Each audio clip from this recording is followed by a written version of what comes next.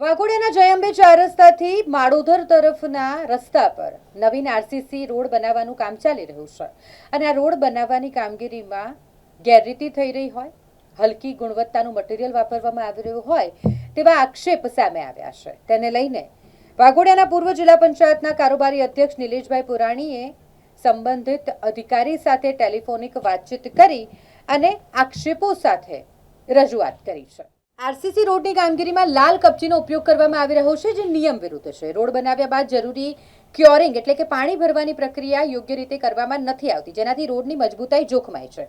સમગ્ર કામગીરી સરકારી એસ્ટિમેટ અને વર્ક ઓર્ડર પ્રમાણે નથી ચાલતી। ચોમાસામાં સોસાયટીઓ અને દુકાનો ડૂબવાનો ખતરો આ રોડની સૌથી મોટી ટેકનિકલ ખામી તેની હાઇટ છે।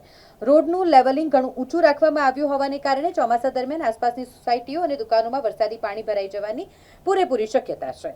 વરસાદી પાણીના નિકાલની કોઈ યોગ્ય વ્યવસ્થા ન હોવાથી સ્થાનિક રહીશો અને વેપારીઓ ભારે ચિંતામાં મુકાયા છે। ગોકળ ગતિએ ચાલતી રોડની કામગીરીને લઈને ટ્રાફિક સમસ્યાઓ વારંવાર સર્જાય છે। ટૂંક સમય શાળાઓ શરૂ થવાની છે, જેને લઈને વિદ્યાર્થીઓને અવરજવર માટે પણ મુશ્કેલી થઈ શકે છે।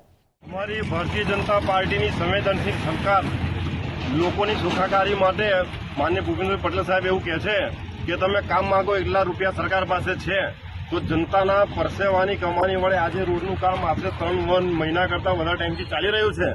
તો તંત્રને આજે હું ત્રીજી વાર ફોન કર્યો કે આ એસ્ટિમેશનની અંદર આજે પથરાયેલો લાલ પથ્થર દેખાય છે કે ખરેખર રોડના એસ્ટિમેશનમાં આવે છે, જો નહીં તો તાત્કાલિક લઈને મજબૂત નાખવામાં આવે, અને જો આવતો હોય તો મળતો નથી। પણ સરકારી એસ્ટિમેશન પ્રમાણે જે કરોડો રૂપિયા ખર્ચાઈ રહ્યા છે એ લોકોના ટેક્સના પરસેવાના પૈસા છે।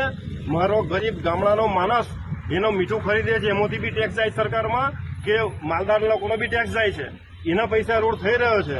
તો આપ જનતા લોકશાહી માટે આપ બધા અમારી ચોથી જાગીર છો, એટલે આપના માધ્યમથી લોકોને પણ કહું છું કે તમારા ટેક્સના નાણાં થાય છે ને તંત્ર જે ઊંઘતું હોય એને ફરી કહું છું કે અમારી સરકાર જ્યારે આટલા બધા પૈસા ખર્ચીને કામ કરાવતી હોય તો આ રોડની ગુણવત્તા જુઓ, રોડનું એલાઇનમેન્ટ જુઓ બરાબર છે કે કેમ, પ્લસ સોસાયટીઓમાંથી પાણી નીકળશે કે કેમ એ જુઓ।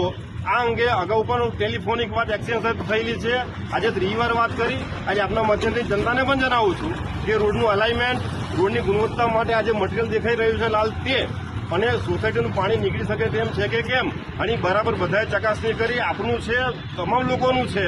લોકશાહીનો મતલબ છે કે લોકો વડે, લોકો માટે અને લોકોની જ સરકાર, એટલે લોકો પણ એટલે જાગૃત થાય એવું આહવાન કરું છું। અને તંત્રને આપણા માધ્યમથી પણ ફરી જણાવું છું, લેખિત પણ આજે જણાવું છું, મૌખિક તો હું જણાવેલું જ છે। અને માનીય ધારાસભ્યશ્રીને, સાંસદશ્રીને પણ આજે લેટર મોકલું છું કે આ 3 બાબતો બરાબર ધ્યાન આપે, અને આગામી દિવસોમાં શાળા પણ ચાલુ થાય છે, ટ્રાફિક જામનો વારંવાર દ્રશ્યો સર્જાય છે, તે તાત્કાલિક ધોરણે 24/7 યુદ્ધના ધોરણે કામ કરી અને આ બાબતો ધ્યાનમાં રાખી ગુણવત્તાસભર કામ થઈ જનજનના લોકોના ટેક્સના પૈસાનો સદુપયોગ થાય, જન સુખાકારીમાં વધારો થાય, એ જોવા હું આહવાન કરું છું। આપના માધ્યમથી તમામ લોકો આમાં જોડાય એવી અપીલ પણ કરું છું।